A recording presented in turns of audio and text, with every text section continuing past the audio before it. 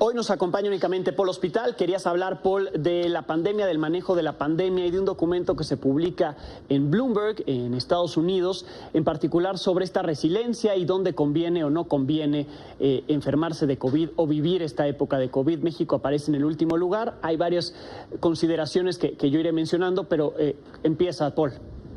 Así es, mi estimado Alejandro. Bueno, pues todos a la expectativa de que pudiera llegar ya por fin esta vacuna del COVID, porque efectivamente, como lo mencionas, se hace un análisis bien interesante, pero bien triste para nuestro país por parte de Bloomberg, en donde explica que, bueno, pues en esta pandemia mundial que azota a todos los países del mundo, después de medir y de equiparar ciertas métricas en distintos países, nos arroja, bueno, en qué país te convendría, digamos, vivir o serían los mejores lugares para enfrentar esta crisis del COVID.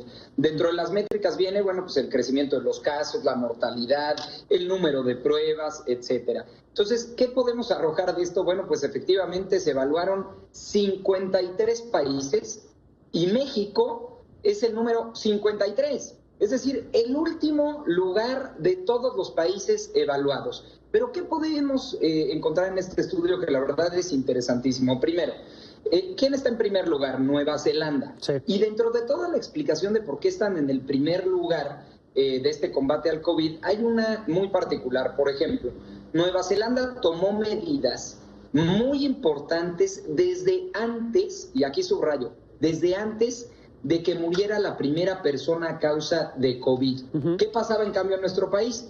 Ya estaban muriendo personas de COVID y escuchábamos desde la mañanera decir que pues, nos podíamos abrazar, nos podíamos besar, que era un tema que iba a pasar muy rápido, en fin, se minimizaba este asunto de la pandemia. Segundo lugar, ¿quién es? Japón. ¿Qué podemos destacar de muchas acciones que hizo Japón? Pero fundamentalmente la promoción del uso del cubrebocas. Desde el día 0, desde el día 1 se le pidió a la población de manera obligatoria que usara cubrebocas. Hoy en México pues siguen debatiendo si es necesario o no el uso del cubrebocas, se desdice el subsecretario, López Obrador no lo utiliza, en fin, damos mensajes totalmente contrarios. ¿Quién está en el tercer lugar? Por ejemplo, Taiwán. Taiwán, que utilizó las herramientas tecnológicas, a ver, por ejemplo, para la ubicación de los infectados, en dónde están, cuál es su círculo, digamos, de actividades cotidianas, el uso de las tecnologías para saber dónde hay cubrebocas, dónde hay puntos en donde te puedan revisar. Estamos a años luz de poder pensar en cosas de esta naturaleza. Pero hay algo bien importante. Los primeros 10 lugares de este ranking, si en algo destacaron, fue en la apuesta a las pruebas, a realizar pruebas masivas dentro de la población.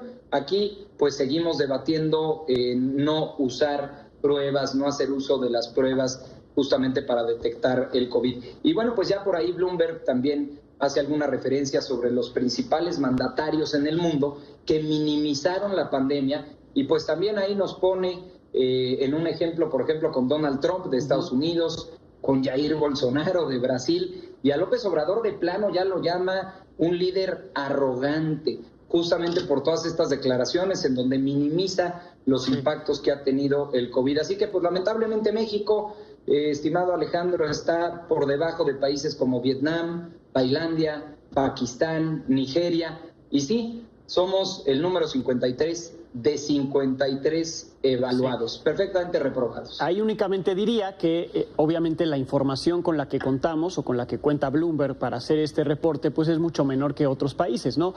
Creo, por supuesto, que hay muchas cosas que destacarse de esos primeros lugares, pero también hasta abajo creo que no sé si nos podemos comparar, si realmente estamos abajo de Perú, ¿no? Perú, un país donde sí se saturaron los hospitales y aquí, pues digamos, hospitales ha habido.